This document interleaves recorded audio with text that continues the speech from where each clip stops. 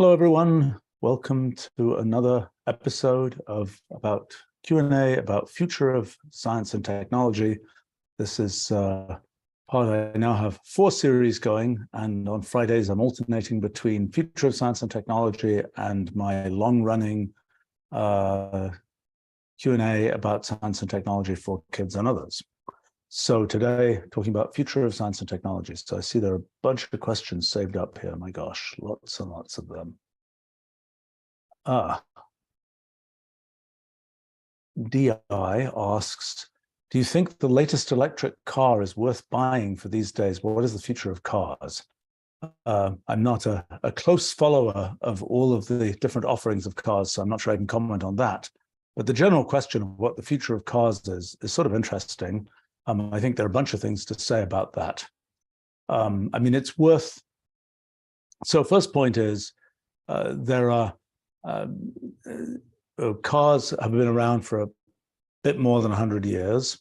Huge infrastructure built out of paved roads and all these kinds of things for cars, and also the effect of cars on kind of the geography of the world, and the fact that suburbs could exist and things like this has been quite dramatic.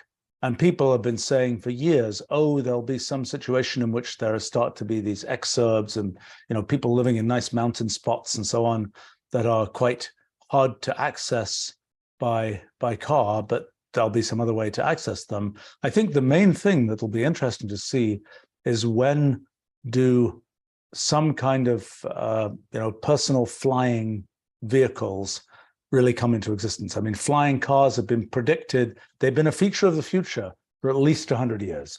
You look at issues of, popular mechanics or whatever from close to 100 years ago, and you'll see pictures of, the future is flying cars type thing. Flying cars, why haven't they happened? There was a time, I remember, well, 50 years ago or something now, helicopters were the thing where everybody's going to have a helicopter.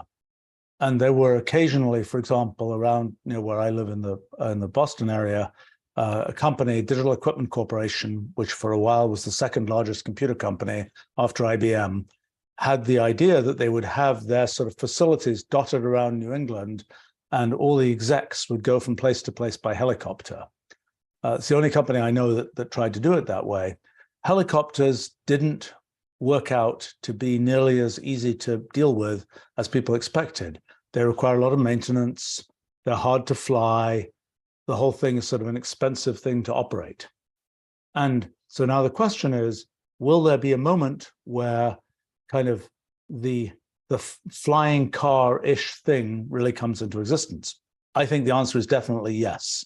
There's nothing sort of against the laws of physics about having a flying car. The issue has to do with sort of the trade-offs between battery density and energy density in batteries, and how heavy the car needs to be. I've seen demos, oh gosh, several. I mean, I saw one at the Consumer Electronics Show maybe 6-7 years ago. They had a thing that, well, admittedly, it was stationary on the show floor, but it was a claimed sort of personal drone type thing. I saw another one.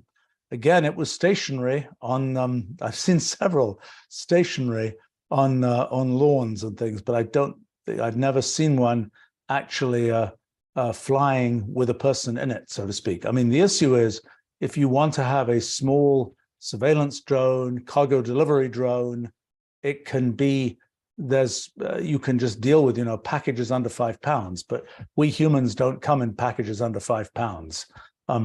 And so there's sort of a minimum size necessary to be a useful thing to transport humans around.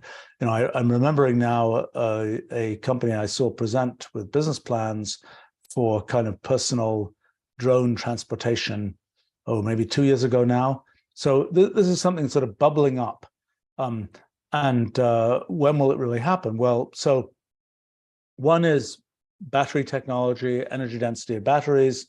The other is, can you actually have a drone type thing that is easy enough to fly, that either somebody can control it themselves, or It can be, this sounds a bit scary, centrally controlled, and you're just a passenger, and you're sort of in the drone. And I suppose the other possibility is piloted kind of self-driving cars with actual sort of qualified kind of Uber driver style, but they're Uber pilot style folks instead. My guess is that's not economically viable for all sorts of reasons. So, a question will be, let's imagine that eventually kind of the sort of drone-like individual flying vehicles become practical in a way that helicopters have not been. And presumably it will be the electric version of these things that becomes practical, although that's not self-evidently how it has to be. But my guess is that that's how it will actually play out. And in fact, I think it's much easier to have, when one sees drones, they tend to be, a lot of the rotor-based ones that they are electrical. And I suspect it's easier to have an electric motor respond quickly than it is to have some other kind of combustion motor respond quickly. And that probably makes it easier to do flight control for such things. But in any case, the question would be, let's say that sort of it was possible to have flying cars, basically. What effect would that have? Well, no doubt it will change real estate values. No doubt it will change, commute times change dramatically. People are not stuck in traffic jams. There's a lot more room in 3 dimensions than there is in the 1 dimension of a road, so to speak. I think that it's unclear to me. The fact that it's going to be an interesting question, how long it takes once there really are viable kind of drone flying cars, so to speak, how long it will be before those things become common. And whether that's a 5-year story, a 10-year story, a 20-year story, I'm not sure.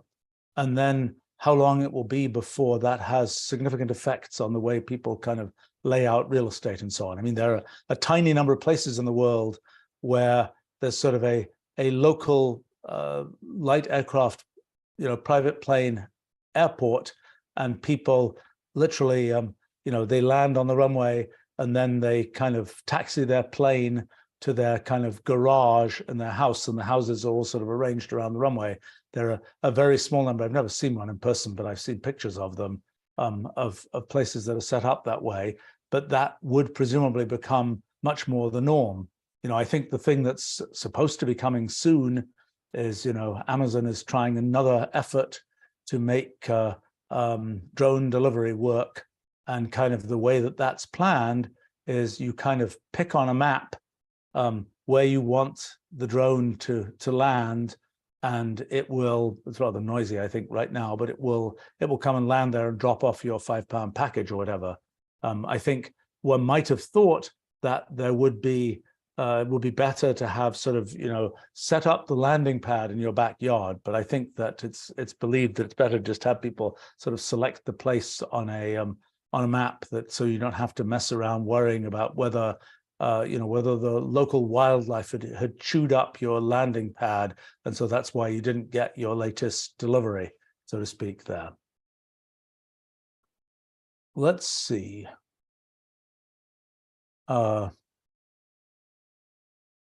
Question from Zengif. With technology integration, will we be able to do away with having to sleep in the future? Sleep is one of those sort of scientific mysteries of exactly why is sleep necessary.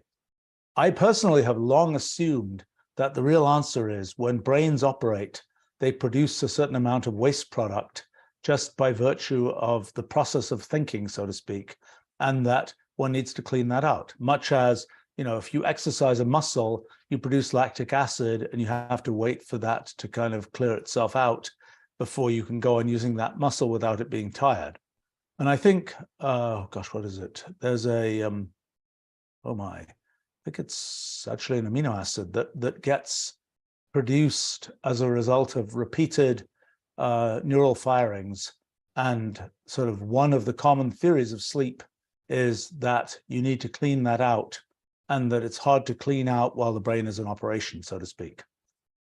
As is so common in biology, once you have a phenomenon like sleep, biology piles on lots of functions for that phenomenon. And sleep exists down certainly to fishes, and possibly even lower animals than that, that there are sort of separate states of being awake and alert and not being awake and alert. I mean, there are some creatures that have multiple parts of their brain. I think cartilaginous fish, sharks, and so on, I think have one of these, half the brain is asleep while the other half is awake type deal. And we humans have our left and right sides of our brains do somewhat different things. So that wouldn't work so well to be alternating between sides when sleep and wakefulness, I guess. I mean, unless you said, I have my nighttime activity and I have my daytime activity, and I'm really kind of a little bit of a different person during the night when I'm kind of sleeping on the left side of my brain, and during the day when I'm sleeping on the right side of my brain, I'm different. But that's not how our species is set up. But in any case, given that biology has sort of piled on functionality onto sleep, perhaps its primary function was just sort of cleaning out waste products of neural firings, but then it got other functions as well. Another function of sleep is probably something to do with memory consolidation. Probably the case that to really fix something in long-term memory, one has to kind of replay it somehow during sleep, and possibly even just the maintenance of memories that were around from, I don't know, 30, 50 years ago, whatever, in your brain. You probably remembering them, so to speak, rather than having sort of a primary memory going back that amount of time. And it could very well be that some of that memory kind of gets replayed for one and re-solidified in sleep, possibly in dream sleep, and so on. I think if you look at the sort of evolutionary explanations of sleep, one of the ones which I must say I've always found deeply suspicious is the theory a lot of animals sleep just to keep them out of trouble during the night. And that's been a quite popular theory among evolutionary biologists. My guess is if there is any such effect, it is a piling on of yet another reason why it's a good idea to sleep that sort of biology has done.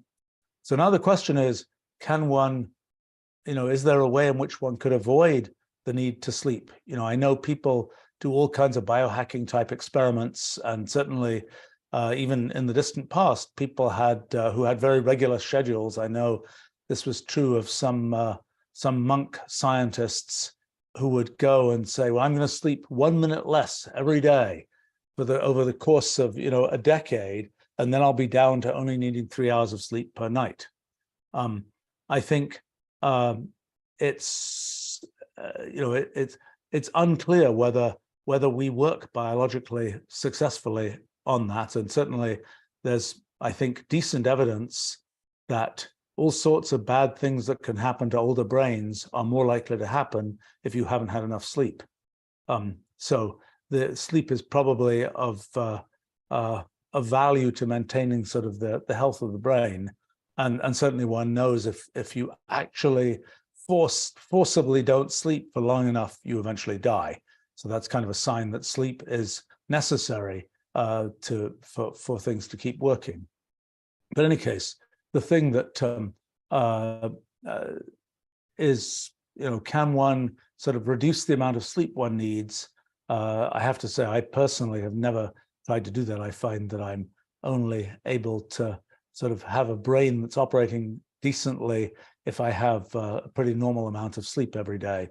One can ask the question between the different phases of sleep, rapid eye movement sleep, deep sleep, light sleep, et cetera, et cetera, et cetera, whether perhaps some of those are more essential than others. And people argue a bit about what that story is. And maybe there are parts of the sleep cycle that one could do away with and sort of save those hours of sleep time. But then there's the possibility, maybe there's a drug, often thought to be the solution to lots of things, and sometimes is, but often isn't. Maybe there's a drug you can just, pop a pill and it will do the kind of cleaning out of, in 10 minutes, it'll sort of clean your brain out, do some kind of brain cleansing thing, and then you'll be good to go and can keep kind of operating without sleeping. I'm dubious that that will work, partly because I suspect that biology, even if there was one primary function for sleep, which you could get in some other way, that biology has piled on enough other functions for sleep that there'll be things one loses by doing that. So I think in the question of whether there are sort of things that if one had a direct neural connection to one's brain, would that affect how sleeping works?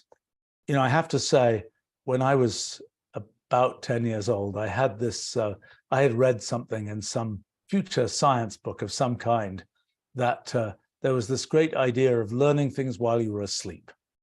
Well, in those days, it was not, there weren't computers that were accessible or other kinds of things like that. So the only way you could try to learn something when you were asleep was hook up a tape recorder and a whole sort of alarm clock type thing, and to switch the tape recorder on, et cetera, et cetera, et cetera. So I did try this just as on the theory of experiments, and recorded some random stuff that I wanted to remember, probably some school-related kinds of things. The problem was with this experiment, the experiment I would say was a total failure.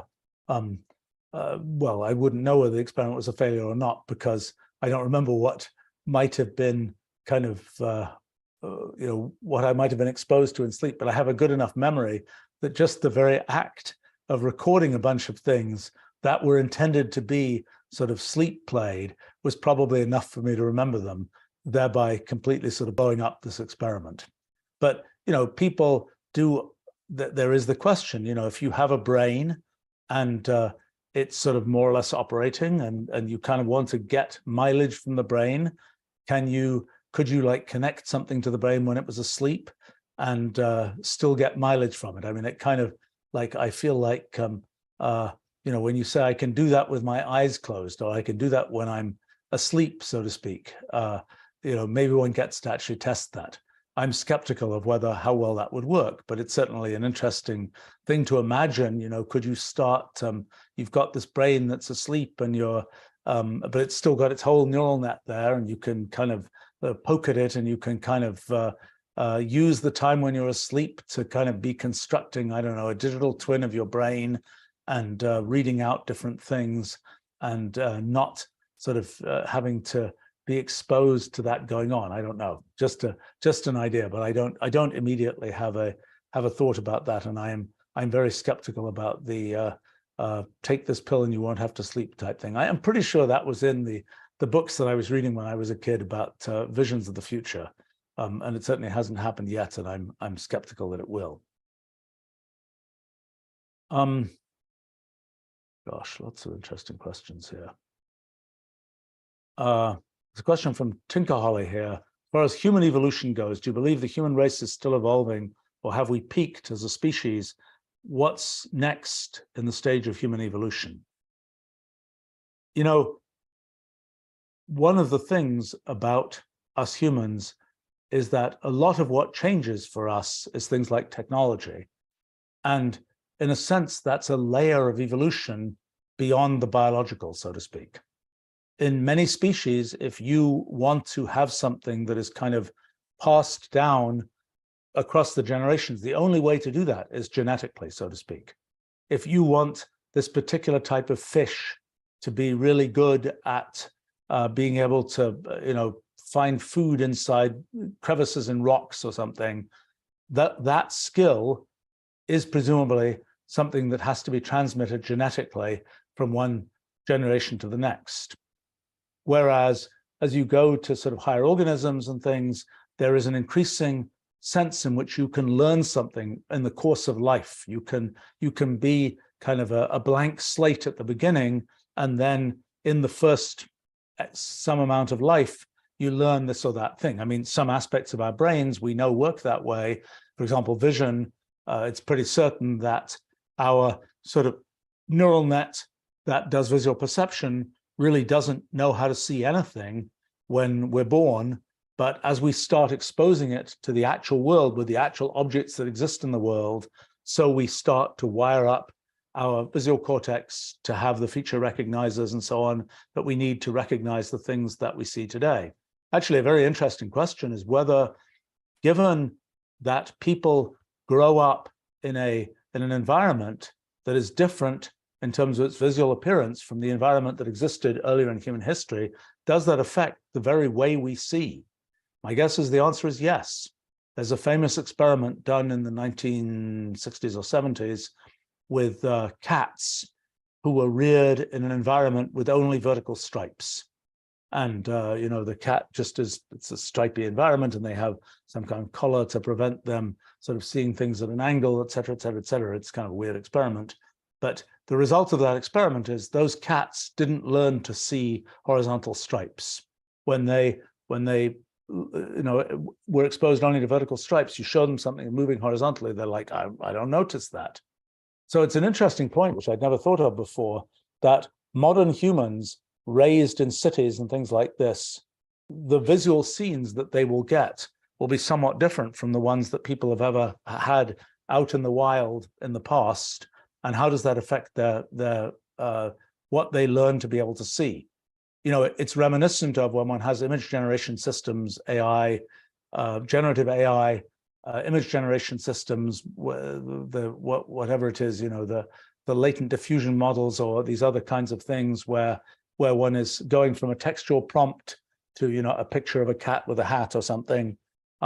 Those work by basically having seen lots and lots of images of the world and finding sort of the statistics of how those images work, and then saying, okay, I'm going to make an image that follows the statistics of images in the world, but I'm always going to make it with the condition that it's ultimately going to be described by an image captioner or something as being a cat with a hat. But I'm going to sort of, there are many, there's a sort of almost infinite number of possible images that can be made that respect the statistics of natural images. And in that case, you'll be sort of guided to make an image that follows the caption that you want. But that means that those image generation systems, they have learnt from the actual images that people have taken, have put on the web and so on. Those actual images certainly contain lots of technological artifacts.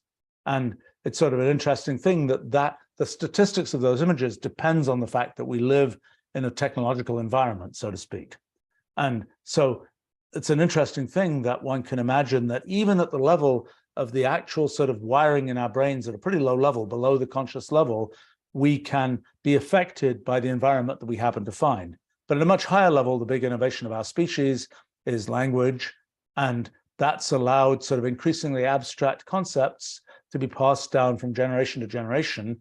The primary form of evolution that we have is knowledge evolution, intellectual evolution, evolution that is about ideas rather than about the details of, how are our thumbs jointed or whatever else.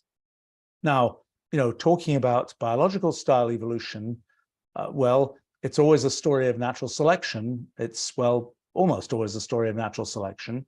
I mean, one of the things that's been an achievement of recent times is that lots of people born with various kinds of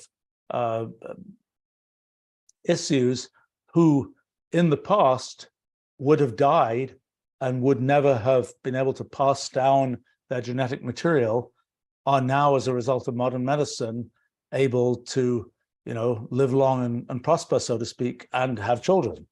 So that means that certain traits which might have been kind of ground out of the population have not been. Now, of course, there are other funky things that happen because, there's the question of in natural selection, the sort of winner of the natural selection stakes are the folks who have the most children. And in modern times, it's a funny set of different sort of cultural groups that end up being the large children groups. And there's certainly ones where that might be, you might say they're a wonderful group, but unfortunately they're not having any children. And so in the biological evolution stakes, they're just going to lose. And obviously in the current state of the world, there are lots of countries where there's rapid growth of population, and where the per capita GDP and things like that is quite low. And then there are parts of the world where the GDP per capita is really high, and the population growth is zero or negative. So in that sense, there is human evolution, and it's kind of funky because it depends on these kind of cultural factors that determine how many children people have. Now, in terms of I think there's I don't know what that selects for. That's a funky thing, and that is the primary form of natural selection, style selection, that we currently have. I think in terms of, well, what else could happen? I mean, there are much wilder things that could happen. For example, with gene editing, it's perfectly possible to put new and different genes into the kind of germline, into the actual, into what is passed down to future generations. I think people generally think that's a really bad idea, but bad ideas don't necessarily not get done. And I think that's the other thing one can imagine, is something where we have a more than artificial selection. I mean, so normally in animal breeding and things like that, one has a form of artificial selection where one's deciding, that's a really good looking cat, we'll breed that cat and get lots of kittens from that cat, and not from this cat that looks kind of ugly over here. For the concept of a sort of external force doing that for the human population is viewed as a really bad idea. I mean, it was popular 100 years ago with sort of theories of eugenics and so on, but people, I think, have universally thought that's a bad idea. But so then the question is, that force of human evolution is not happening. It could happen, but it's been thought to be a bad idea. Just as one could imagine something even more direct than artificial selection, which is literally doing gene editing, is something that could in principle happen, but probably people think it's a bad idea. So I think it's hard to predict what any of those things would lead to very rapid biological level evolution. But I think otherwise, most of the evolution is at the level of ideas and at the level of sort of the technology world, which in a sense is co-evolving with us humans. I mean, as technology, the whole sort of lineage of technology, I mean, it's like one doesn't get a microprocessor from nothing. A microprocessor is the result of a big tower of evolution, of technological evolution, just as we humans are the result of a big tower of biological evolution going back a few billion years. So a few thoughts about sort of the future of us as a species. I mean, I would say that the question of to what extent we evolve our ideas and our technology versus to what extent we evolve our biology, my guess is that in terms of the natural evolution of our biology, it's at best confused right now, and not something where we can realistically expect. I mean, partly because through technology, we are shielding ourselves from lots of kinds of issues. I mean, we might imagine that, oh gosh, you're living in a hot climate, you'd get, you'd somehow end up evolving, built-in air conditioning or something. But then it turns out that in many parts of the world, at least some parts of the world, you live in a hot climate and you have air conditioning. So, external technologically provided air conditioning, so to speak. And it's also the case that as the mortality curves for people get to be much more, I mean, it used to be the case that life expectancy was quite low and was comparatively low compared to childbearing ages. And that meant that there was sort of much more sensitivity to things that might kill you and the effect of things that might kill you on whether you have children. Whereas if life expectancy mostly is extended far past childbearing age, it's like that means that sort of anybody gets the chance to have children, so to speak, and there doesn't tend to be this sensitivity to things that might sort of bump you off before you get to childbearing age. Let's see. Oh boy, so many questions. Madoff asks, will we ever have technology that will allow us to learn while we sleep? I don't think we know. Good question. I don't think we know. I don't think we know whether what the role of sleep in terms of memory consolidation is. I don't think we know whether our sensory inputs are active in sleep. That one would have thought somebody must know by looking at fMRI imaging of people while asleep, but I don't know that. And certainly, sort of, anecdotally, one doesn't have the impression that sort of sensory stuff is open while asleep. One doesn't, I don't think people often report that they, if they were in an environment where there's a bunch of noise going on, I don't think that impinges on their dreams, for example. I don't think that's a common thing. I think dreams are affected by the way in which one wakes up, and that's mostly sort of compressing the time in the dream into the time while one was in those moments of waking up.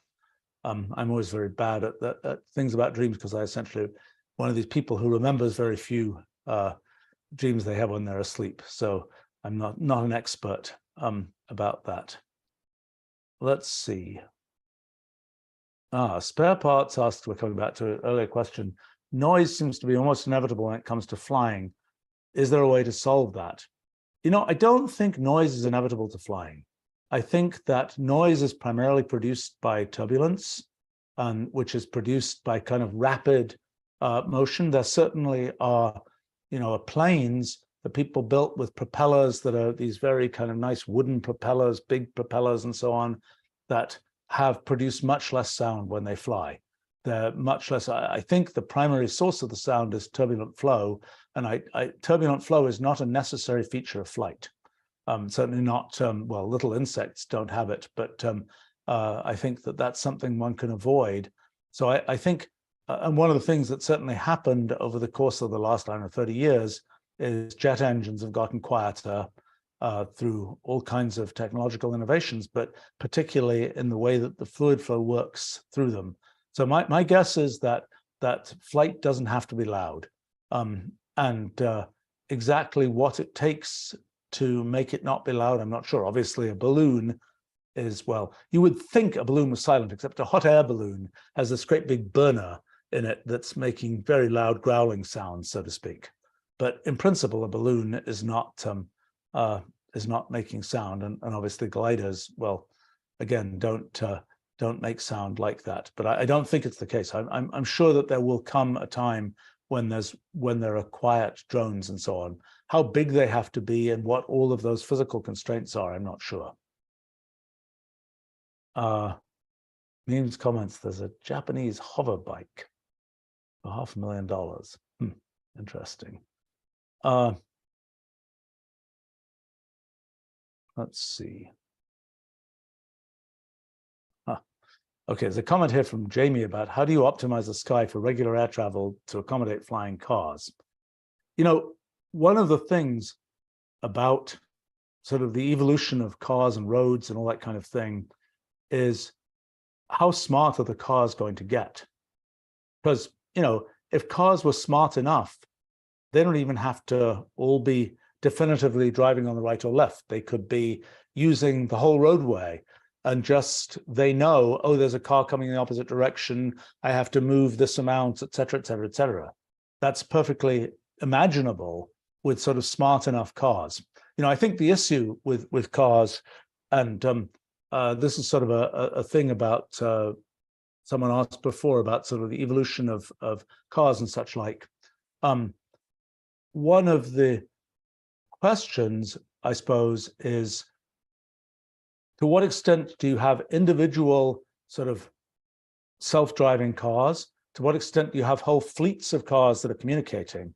And then what does it even look like when cars are kind of negotiating with each other for, oh, this car, if you go this way, I'll not cut you off at this intersection, et cetera, et cetera, et cetera. And you get this very elaborate negotiation between cars that's all happening outside of human awareness, probably. and that where the human user has said, I want to get from here to there as quickly as possible. I need to get there by this particular time.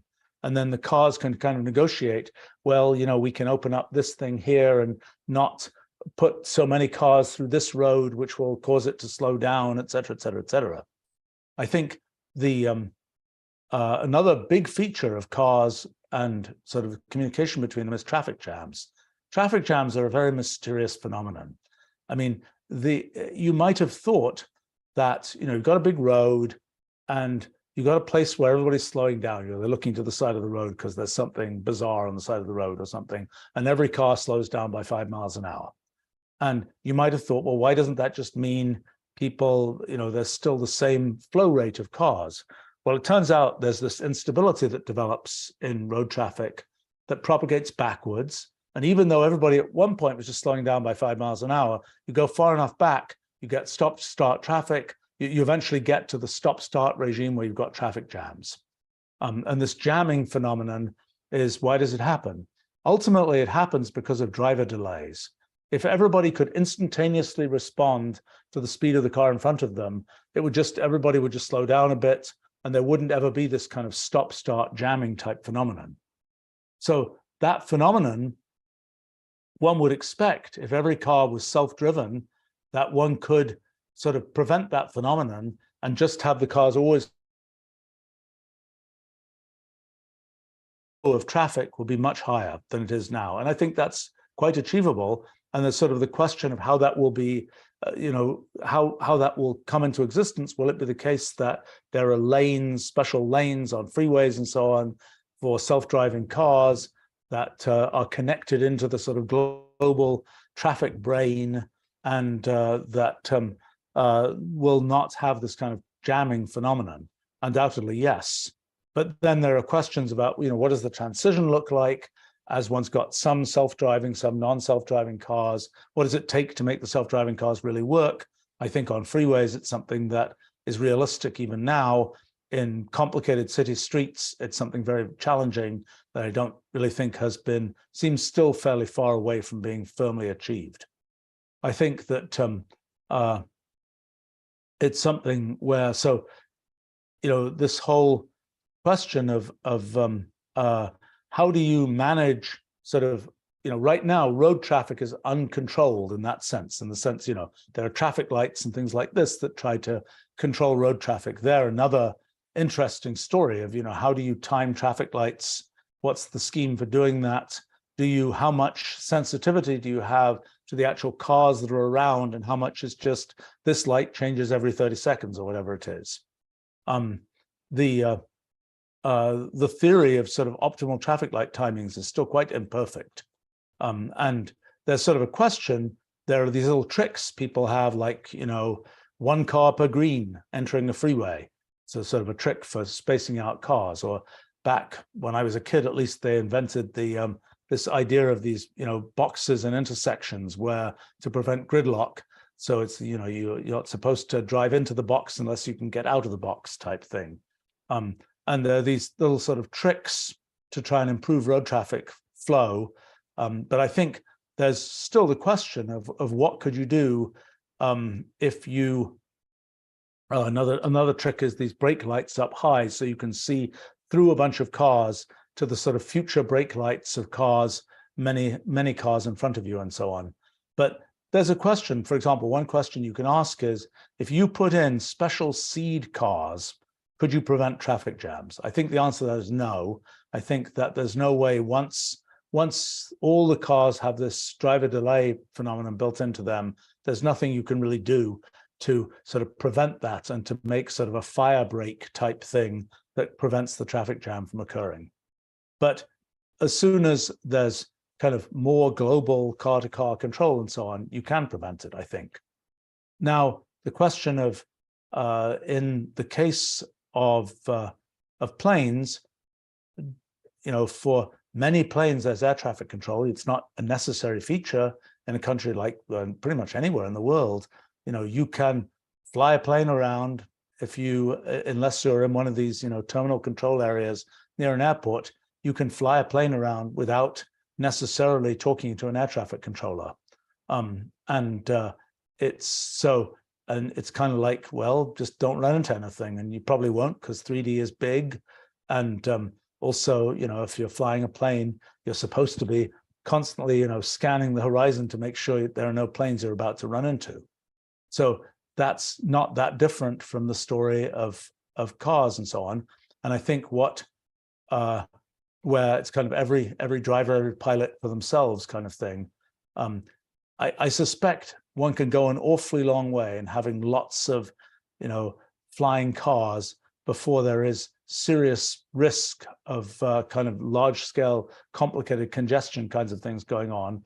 And my guess is by the time you can have something which will keep the drone flying, you can also have collision avoidance systems that will prevent the drone from running into another one.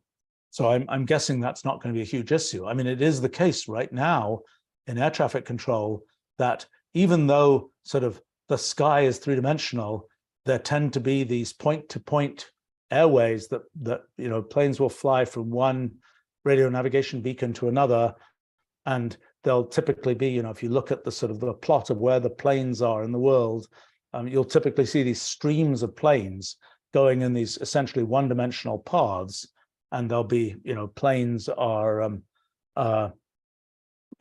even an odd number flight levels of thousands of feet or whatever will be going east versus west and so on. And it is quite like roads in the sky, so to speak. People have often, and I think there are plans to do this, you waste a certain amount of fuel going point to point because it will be better if you could follow a nice smooth path between two airports. And there's a certain question of, how do you do air traffic control when the planes are just flying anywhere as opposed to flying on these specific point-to-point routes? But I think that's something that has been long planned. I don't think it's implemented yet, to be able to do air traffic control in that case, which again gets more into this, use sort of smarter control mechanisms to make better use of the resources. Ultimately, in the case of, you don't have to drive on the right-hand side of the road necessarily. Because all the cars are sort of negotiating with each other where each one will go. Aaron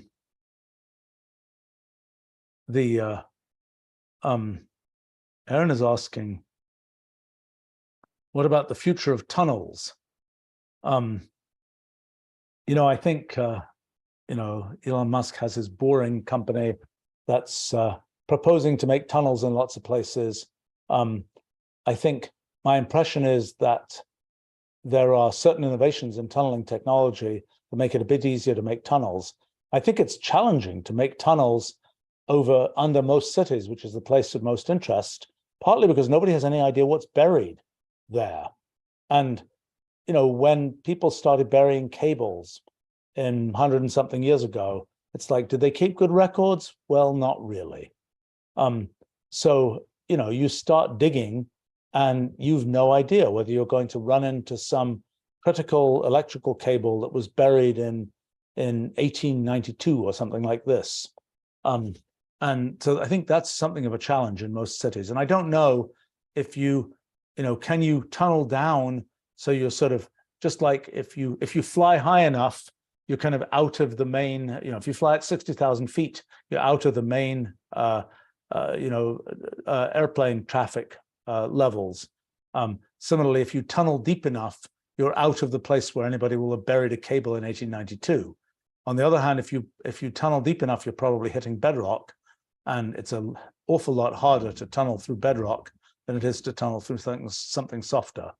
I have to say, I would be skeptical of I think it's going to be a lot easier to have things fly than to have things most of the time be kind of snaking through the ground in some complicated tunnel arrangement.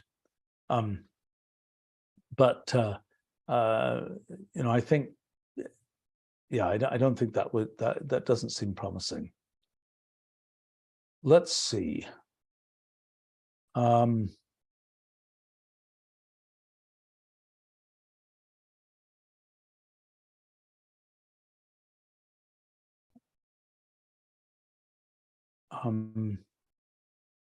lots of questions here.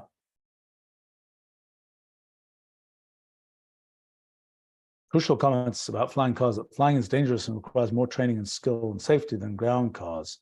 Well, it doesn't take, the amount of training necessary to fly a drone is not very large. It's actually less training than required to drive a car. So I think it's really a question of if it's an automated drone that is just flying around and, by default, it'll just sit there, that's not going to require more training. Is it less safe to have something, flying because, things can go wrong and it can fall? Actually, in many ways, flying can be safer than driving, because in driving, something can happen at any moment. It takes only a second for you to have crashed and very bad things have happened. But when you're flying, most of the time, you're not going to run into anything. There are these moments when you're landing and taking off. There's the unlikely possibility that you encounter some other traffic somewhere. But most of the time, it's just flying. Now, can the thing drop out of the sky? Well, yes, in principle. I mean, one can, there are a few small planes that have, if it's going to drop out of the sky, it deploys a parachute. And one can imagine that kind of thing could be done for drones, which would make it, pretty safe, actually safer than cars. Cars don't, the best cars manage to do is if they actually crash, they'll deploy airbags. But it's not the case that if the car kind of goes off the road, it'll suddenly puff out some giant, airbag-like thing around itself and just sort of roll like a ball or something. So I tend to think that that's not so much of an issue. Dugan comments, flying cars would take an incredible amount of energy. Do you think it's feasible they would replace ground transportation? Well, it kind of depends what the future of energy sources is. I mean, somebody gets fusion working, there's not going to be an issue with that. Even widely deployed geothermal, et cetera, that there are, I don't think it's clear what the future of kind of energy sources might be. But I agree that it takes energy to maintain things that are sort of being pulled down by gravity, so to speak. So yes, that would be something that would be needed, but I doubt that that's the first thing that kind of limits the growth of that technology. Let's see. Okay, there's a question from Jeremy here. What kind of architecture will be needed in order to build an AI that is as good at math as LLMs are at language? Do you think this will be a fundamentally different architecture than a neural net? If so, how do humans do math in any self-consistent way at all? So first point is, I think humans are not very good at doing math, at least not doing kind of multi-step towers of math. Humans, when they turn math into abstract concepts that can be knitted together one concept to the next, and where sort of the thing you figured out is 5 concepts deep, go from here to there, that feels a lot more like putting together language. And it's something humans are quite good at in doing abstract math. When it's a question of a human sort of running the math for themselves, humans are really pretty bad at that. I mean, the limiting case, I suppose, is a human who can run a program in their heads, and essentially none of us can do that. It's something for which neural architectures are not particularly good. It's something for which the invention of computers as something, back from Turing machines on, as something which was supposed to emulate some of the overall operation of humans computing things, but then ended up doing it sort of better, faster, stronger, and being able to run, a billion operations or something. That's something that it's not realistic for neural nets to do. And the surprising thing about large language models is that the neural nets that are being used there, it's really every token that has to be produced, essentially a word that has to part of a word that has to be produced. What's happening is you're starting with the data, which has been turned into numbers, for what the previous words that have so far been produced by that LLM are. And then you're asking, what's the next word going to be? You're taking all that previous data, you're just sort of rippling it through this neural net, this fixed neural net with maybe 400 layers or something. And then you're seeing at the end what results does it get, and that's what determines the probabilities for what the next word will be. So it's this very, just you start at the beginning, you flow through, you get the next word. The only form of kind of sort of more sophisticated looping is the outer loop that just says, okay, you're going to put another word down. Okay, go take everything that has been written so far, feed it into the large language model, use that to generate the next token, and keep going. And it does that.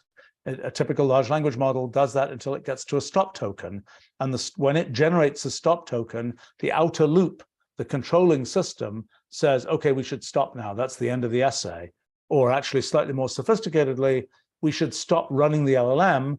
Now we're going to get a place where the LLM is going to call an external tool, and a bunch of the data that the LLM wrote out was actually data that it wrote for feeding to an external tool, like Wolfram Language, for example, feeding it to that external tool. Then there's actual computation that happens. You get the results, you feed it back to the LLM as language, and the LLM keeps going. But so my feeling is that the answer to what's a good architecture for doing sort of the inner computational side of math is pretty much computers as we have them today. Now, there are things that you could do that involve parallelism, where you're trying to tree out many possibilities and you're trying to find a theorem by following many possible paths. I actually have never seen substantial work done on, am I right about this? Yeah, I think so. On sort of these kinds of it even happens in logic programming and so on, this kind of, we've got a goal, there are many possible paths that will achieve that goal, which path is going to work? Actually, that's not true. I do remember when I used to do some work for Thinking Machines Corporation, when they were building the connection machine computer, there was some graph pathfinding that was attempted on that parallel machine. But it's not something one commonly hears about going on. It is something where one can certainly, in principle, use, for example, parallel computation to look at those different paths in different processes and things like this. But so a question would be, let's say that you are doing sort of pathfinding in a graph. You fed a graph, and what is the optimal architecture for sort of finding a path through this graph? And actually, now that I think about it, that is something where if you have sort of a massively parallel processor of the kind that the connection machine computer was, you can imagine essentially laying that graph out on different processors rather than just laying it out in the memory of one machine. You lay it out on different processors, and you're basically looking for communication between processors to try and find those paths. But I don't think that is something one could imagine having, is sort of a graph processor like that. Actually, now that I think about it, I think I know one example of a company that's trying to do that. But so yes, I could imagine that type of thing being interesting. I think the sort of traditional neural nets, the big discovery is, well, they're pretty good at language. They're pretty good at generating images. They're pretty good at a lot of tasks that we humans are pretty good at. And so in this kind of bizarre arc of history of neural nets having been invented in the 1940s to emulate brains, well, it turns out eventually the technology gets to the point where, yes, they can really do the kinds of things that brains can do, but long after we got to be able to do lots of things that brains can't do with more traditional computers. Let's see.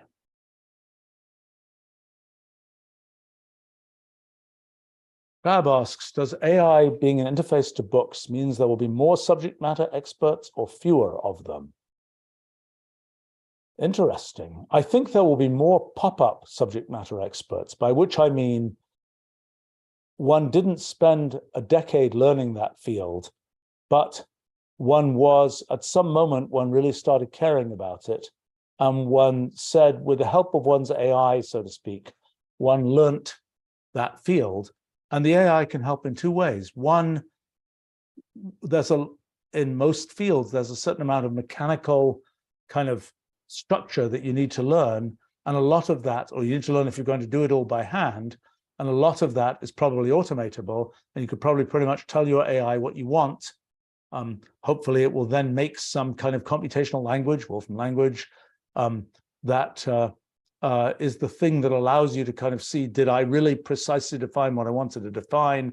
And then you build from there, so to speak. I think and it will be less a thing where you say, well, gosh, in order to do homotopy theory or something, I have to learn all this stuff about how to compute, homotopy groups or some such other thing. Well, actually, you need to learn the principles of this, and you need to learn to figure out what question to ask. But a lot of the mechanics of how you compute these things is likely to be automated. So it kind of reduces the necessary depth of sort of mechanical learning that you have to do to get into these fields, which means that it's much cheaper to get into the field, which means that there'll be more people who are capable of operating within that field. Now, I think, what does it mean to be a subject matter expert? Sometimes there's a certain amount of sort of mechanical stuff one learns to do, a certain number of facts one learns to be able to recall, but there's also a certain amount of how do you think about things in that domain?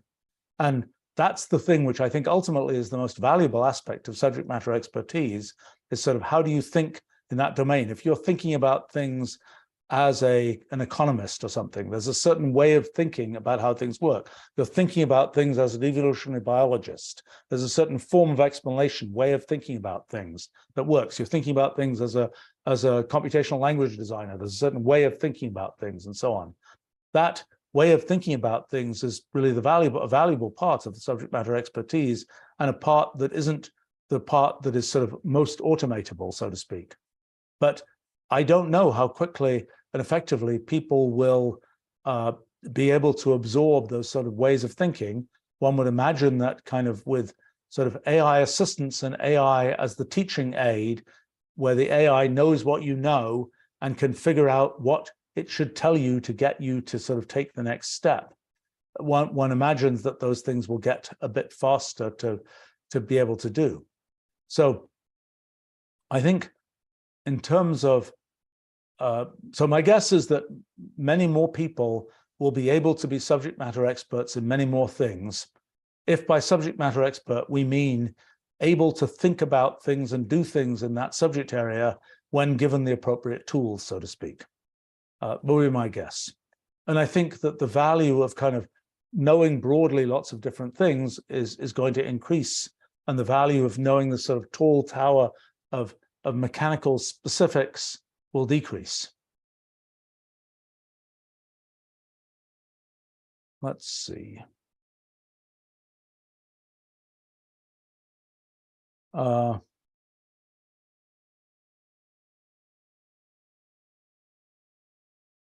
Well, Parker's asking, so several questions here. Pedro is asking, will technology carry us away from the human condition or allow it to flourish? Interesting question. I mean, we can look at history for some lessons about that. I think that there were times when it was just harder to keep living. You had to grow your own food.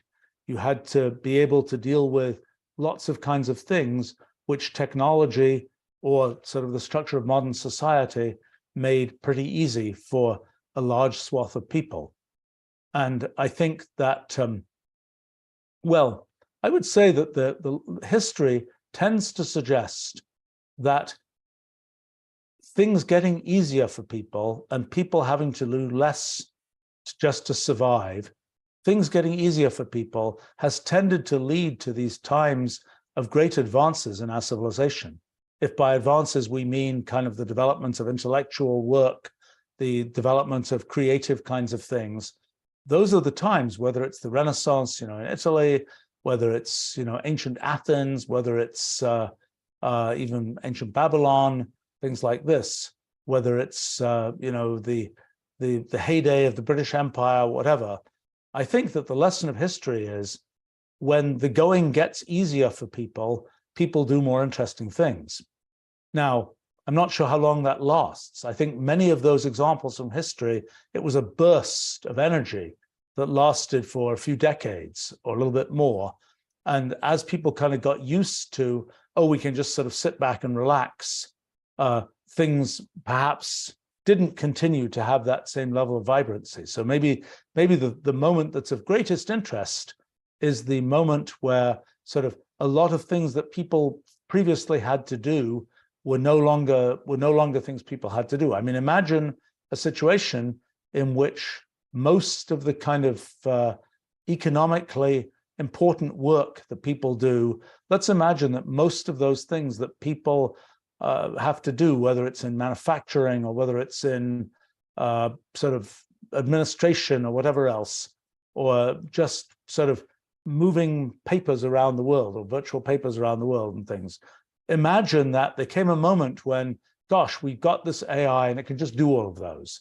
And in a very short time, a lot of people who were previously having to kind of go into an office every day and do a bunch of work they didn't particularly like doing in order to make a living and so on. Imagine if suddenly that wasn't necessary.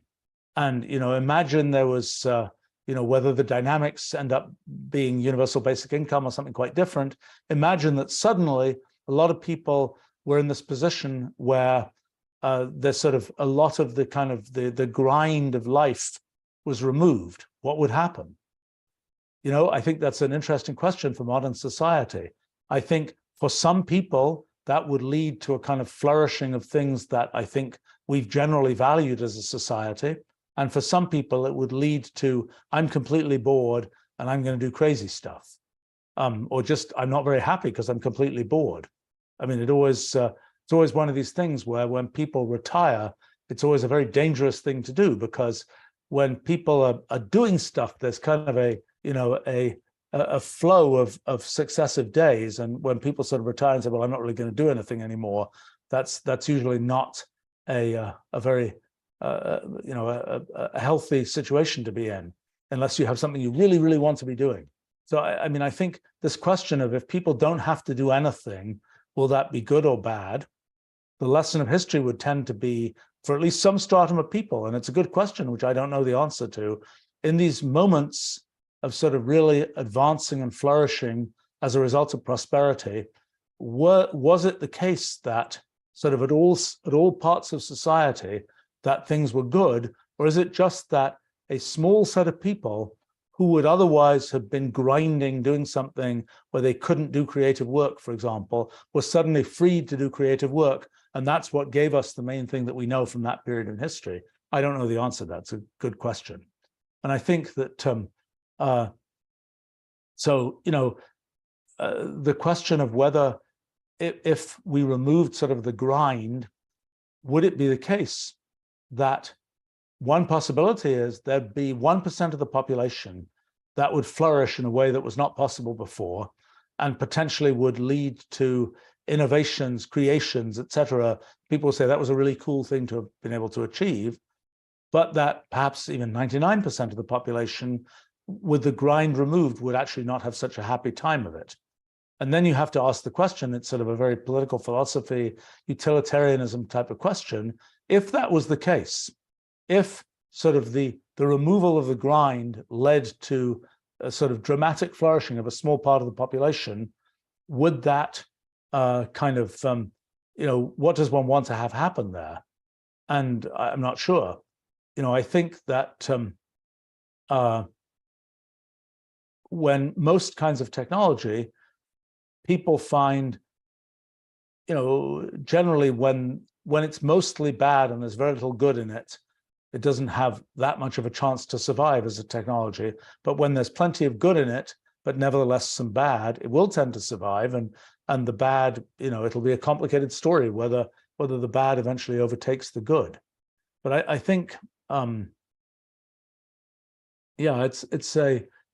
suppose it depends a bit what we mean by human flourishing. I mean, even, you could argue something like, how does it affect human flourishing that it's possible to travel across the world in a realistic, for many people, in a realistic amount of time, in a sort of economically viable way? Does that mean that people can kind of, maintain human relationships better than before? Does the fact that there's phones or that there's video conferencing, does that increase flourishing? I think one would assume, if one had looked at it from the past, one would have said, absolutely, that will increase human flourishing. I think now it's like, well, I suppose people have adapted to it. People adapt very quickly. And they say, you know, again, from the past, people say, if only we were able to have blah and blah and blah, the world will be a better place, so to speak. And then such and such a thing arrives, and then people kind of get used to it, and they just say, oh yeah, it's just the way the world is. And then they find the things that are wrong with it. And then they say, well, maybe we should get rid of it, not remembering that there were all these things that people really thought were good about it. So I don't have a great answer to this question, though. I think it's an interesting and important question. Diana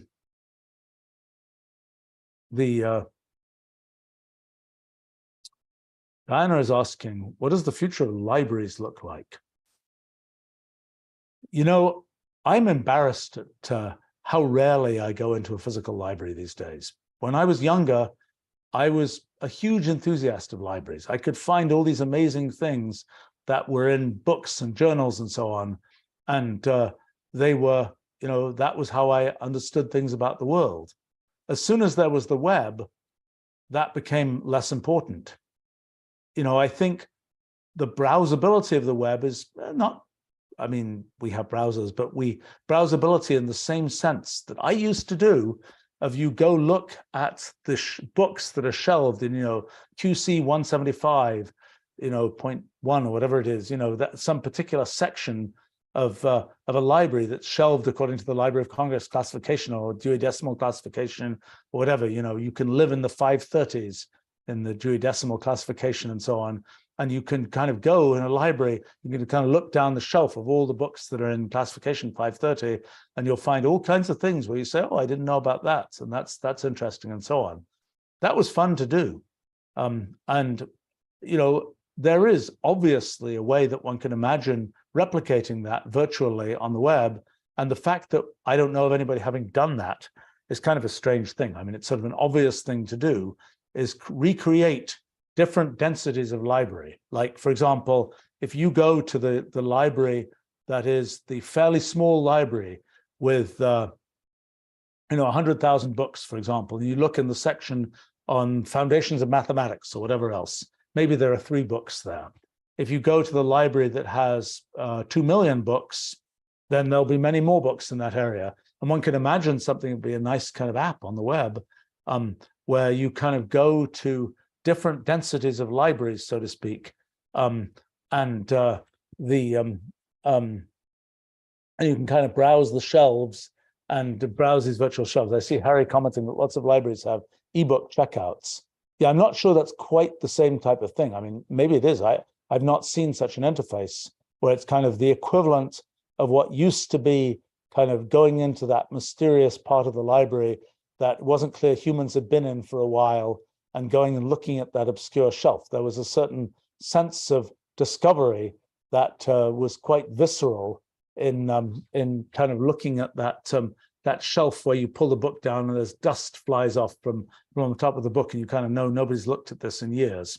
You know, I think, what have libraries turned into?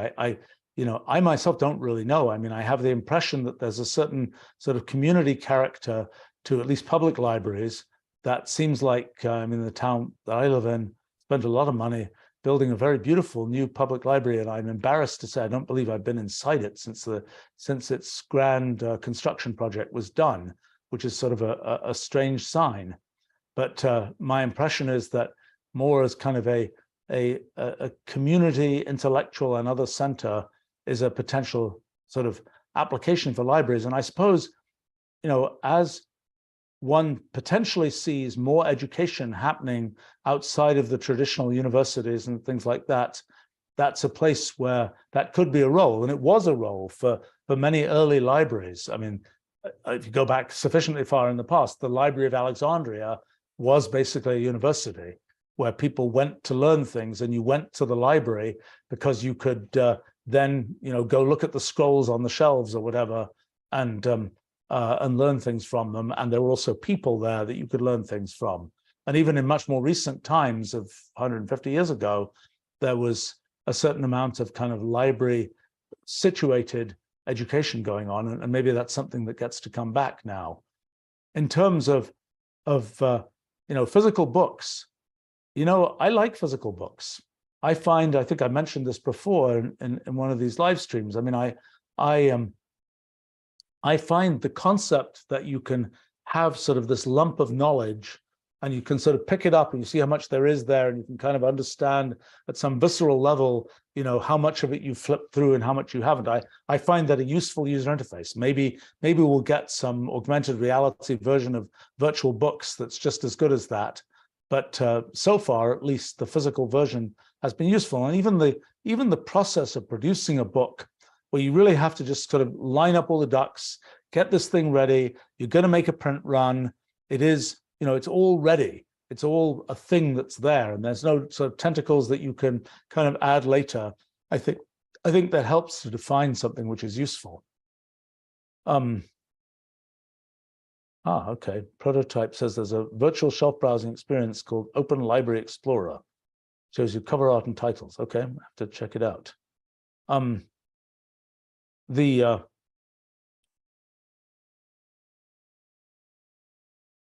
Crab is commenting, the future of library is the anti-library, with more books being collected than read. I don't know. I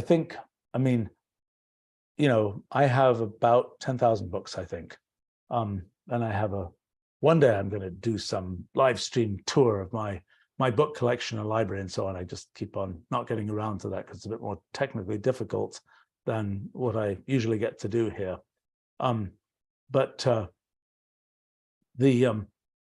For me, it is really nice to be able to, browsing it is convenient. I would say that the pure collecting of books, for the sake of collecting them, becomes sort of an investment story and not really one that I'm so interested in.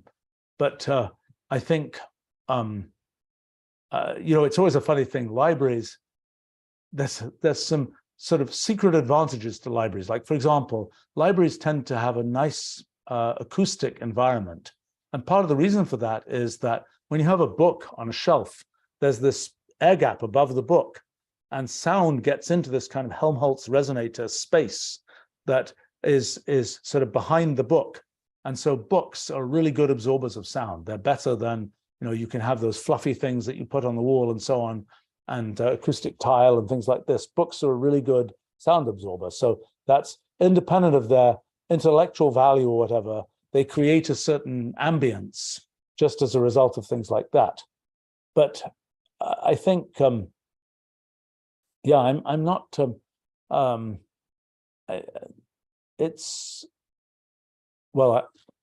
as I say, I like physical books, but I have to say I'm not sure what the kind of almost what the strategic future of large collections of them is. I have a friend who runs the Internet Archive who has been scanning a large number of books and has giant containers full of millions of books. And he's been wondering what to do with those millions of books, and whether he should create kind of a book theme park or some such other thing that is sort of a destination where you can go and browse, 3 million books, or perhaps have, it's just unclear what you do with that. Let's see, I should wrap up soon here, but